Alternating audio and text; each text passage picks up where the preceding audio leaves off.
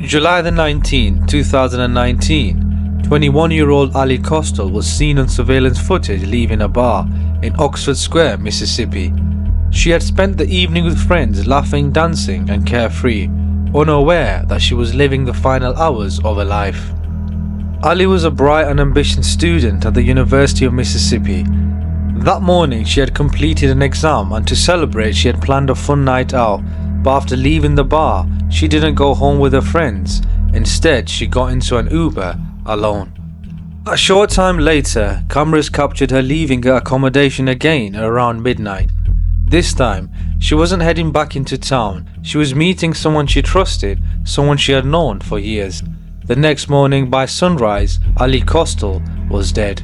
Just hours before she was found dead, Ally had spoken with her mother, Cindy Kostial. "I asked, 'What are you going to do tonight?' Cindy said. She told me, 'I'm going to go out with some friends.' Brandon was a name Cindy had heard before. Ally had spoken about him often and fondly. He had been her freshman year crush.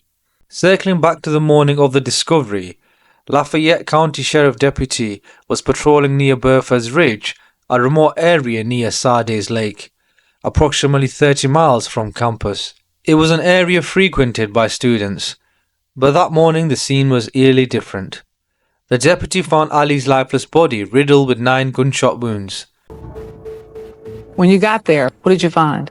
A white female laying on the ground with multiple gunshot wounds to her back. I have not worked a murder where somebody's been shot that many times. She was still wearing her workout clothes, and the Apple Watch was still on her wrist. 11 shell casings were also discovered at the scene. It was clear this was not just an accident, this was a brutal execution. So who was Ally Kostial, or why would someone want her dead? Before I continue, please don't forget to like and subscribe, it will be highly appreciated. Ally was born on April the 30th, 1998. She was the only daughter of Keith and Cindy Kostial, and a beloved big sister. At just 21 years old, she was a marketing major at the University of Mississippi, with dreams of working in the fashion industry after graduation.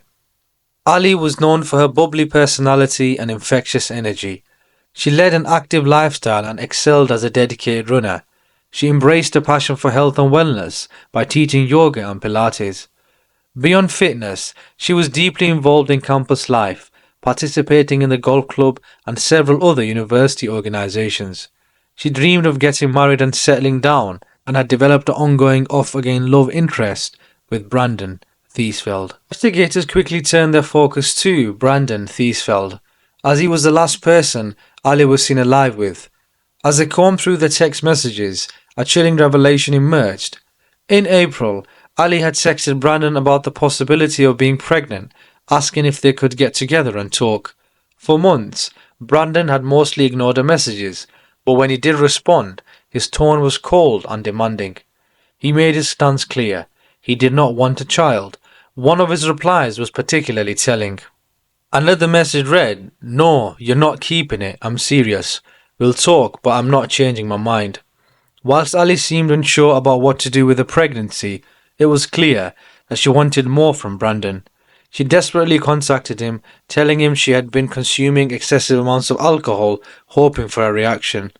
But Brandon kept her at arm's length, pulling away whenever she tried to get close. His frustration with her grew, and while Ally hoped for comfort and reassurance, he was making plans of his own, plans that would seal Ally's fate. Brandon had purchased a Glock pistol just days before her murder. He had searched online ways to silence a gun. He had even confessed to a friend that he might have to take care of something. On July the 19th, Brandon lured Ally into meeting him under the guise of talking things through. He picked her up around 1:28 a.m. from her accommodation. They drove together to an abandoned fishing camp at Sardis Lake.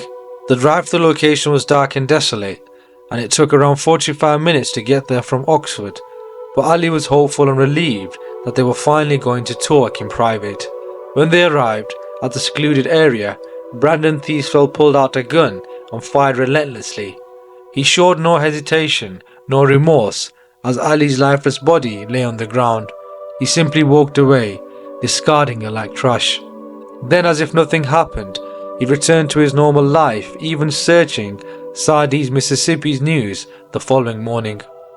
As soon as police identified Ally Kostial's body, one name kept coming up: Brandon.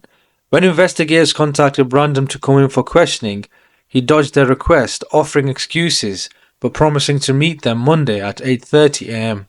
On the surface, Brandon didn't fit the profile of a killer. He had never been in a fight at school and had no known history of violence. His father, a respected doctor, only added to the perception that he came from a stable, privileged background. Trusting that he would honour his word, police waited for him to voluntarily show up at the station, but he never did. Investigators quickly obtained an arrest warrant and began tracking Brandon's phone and bank card data. His location revealed he was trying to flee town. With time running out, authorities issued a BOLO, be on the lookout for his vehicle. The efforts paid off. Brandon was found at a gas station in Memphis, the opposite direction of Oxford. Officers swiftly moved in. He had blood on his clothes, and inside his truck they discovered the very gun used to kill Ally. He was arrested on the spot. But the most chilling discovery came next. His phone contained disturbing internet searches and text messages. He had researched how to tie people up, how to operate a gun, how to conceal a crime, but most disturbingly, he looked up how Ted Bundy lured his victims. Clear evidence that Ally's murder was premeditated.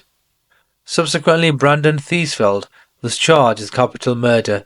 Despite the overwhelming evidence against him, he initially pleaded not guilty. However, after 2 years of trial delays, partly due to COVID, he changed his plea in 2001, admitting guilt to first-degree murder in exchange for a reduced sentence. During the trial, prosecutors revealed a chilling letter discovered in Brandon's apartment. In it, he confessed, "I've always had terrible thoughts. Those thoughts have been fueled by cocaine and alcohol. I think this is the end for me. I'm either going to go to prison or I'm going to die."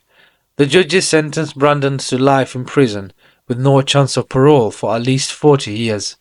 After his sentence, Brandon addressed Ally's family, stating, "I am sincerely sorry for the pain I've caused while taking Ally from you. My actions have forever changed your lives and my family's lives. I wish I could take it all back, but I can't. There is no excuse for my actions, and I have to ask God for forgiveness. I hope one day that you will find it in your heart to forgive me." But for Ally's family and friends, no apology or forgiveness could bring her back. Ally Kostial's funeral was held at a local family church on July the 26th, 2019 in her hometown. Vigils also took place. The truth about Ally's alleged pregnancy also became clear at trial. While a home pregnancy test was found among her belongings, the autopsy report confirmed she was not medically pregnant at the time of her death. Whether she had miscarried remains unknown, as the home test results were inconclusive. Brandon's family also spoke out. His mother, devastated by her son's actions, sent a message through his attorney expressing her sorrow and regret. "When I heard Brandon was being spoken to by the police, I still had no thought it could be him. Now, after 2 years and knowing more about their relationship, I am heartbroken for every person this has impacted and crushed that our son never shared with us the turmoil he was going through. There will never be anything too big, too complicated, too out of control that they cannot tell you about. We will always pray for the family and friends of Ally Kostial." In Ally's honour, the family and friends founded the Mind and Body Studio as a tribute to her love for yoga. Her murder was truly a senseless act of violence, a young woman full of promise taken away by someone she trusted. Her parents, Keith and Cindy Kostial, continue to honour her memory, reminding the world that she was more than just a victim. She was a daughter, a friend, and a light that was extinguished far too soon.